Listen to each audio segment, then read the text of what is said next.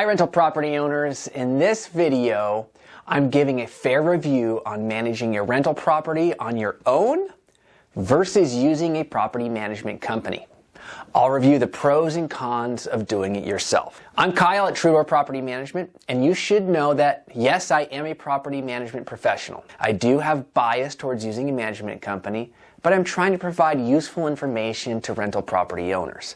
I do believe that there are good reasons to use a property management company and good reasons why you should do it yourself. Let's start with the pros of self-managing. Pros of DIY property management. The number one reason for self-managing your rental property is that you save money. Using a property manager will cost anywhere from 5 to 10% of gross rents each month. If you are concerned with cash flow in your investment, you can save that management fee each month, which could be the difference between breaking even and turning a profit. A property management company will charge a monthly fee and typically charge a leasing fee for finding the tenant. Another reason to self-manage is to maintain tight control over your rental property. Self-managing landlords can handle each interaction with a tenant however they prefer. A property manager is going to use their own judgment in many situations, then keep you updated. Some rental property owners want to handle each situation on their own because they prefer to have control over every detail. Here at our property management company, we have a few clients that use us to find the tenant, and we arrange the lease and move in. Then we turn over the management to the client. Similar to the benefit of control is the pro of direct communication between you and the tenant. I'll point out that this is also on the con list. If you don't like to delegate, then you will not like using an intermediary between you and the tenant. A pro to DIY management is that you can sometimes find cheaper maintenance providers. A professional property manager uses licensed and insured maintenance providers. We do this because it's our job to protect the property from vendor and tenant lawsuits and bad work. Maintenance providers that are licensed and insured have more cost to run their business, making the end price more expensive for the property owner. A DIY or self-managing landlord might be willing to take more risk by hiring maintenance providers without credentials or insurance. Although I can't recommend this approach, I can say you will get cheaper maintenance pricing. Self-managing landlords also get their rent money a few days sooner than if they used a property manager.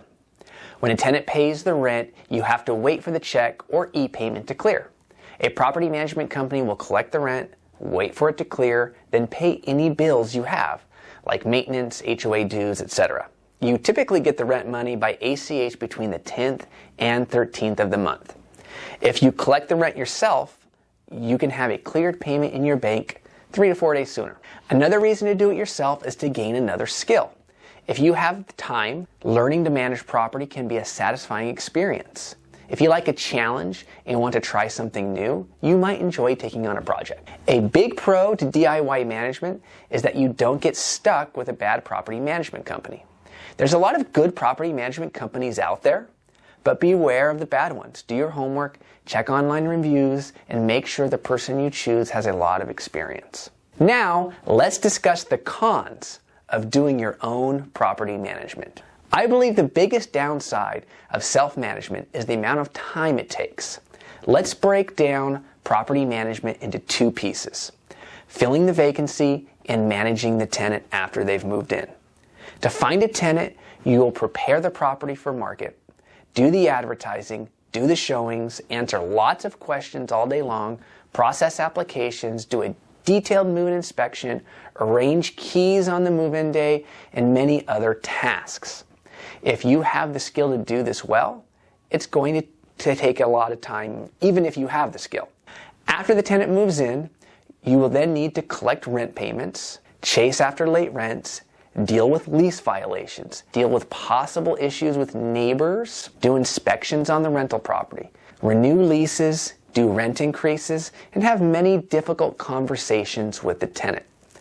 The biggest time killer is arranging maintenance and emergency repairs that occur usually at the worst times. Self-managing often takes more time than landlords expect. Another con is the emotional stress that comes with a possibly adverse relationship. The tenant-landlord relationship is often stressed.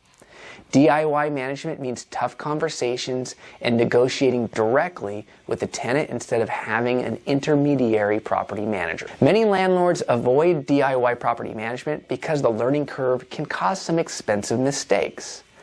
Everything is fine until you run into a complicated issue such as mold, a fair housing complaint, non-payment of rent, or a lease violation. You can handle these on your own, but you're likely to make some costly mistakes along the way. A big con to self-management is the legal atmosphere in California.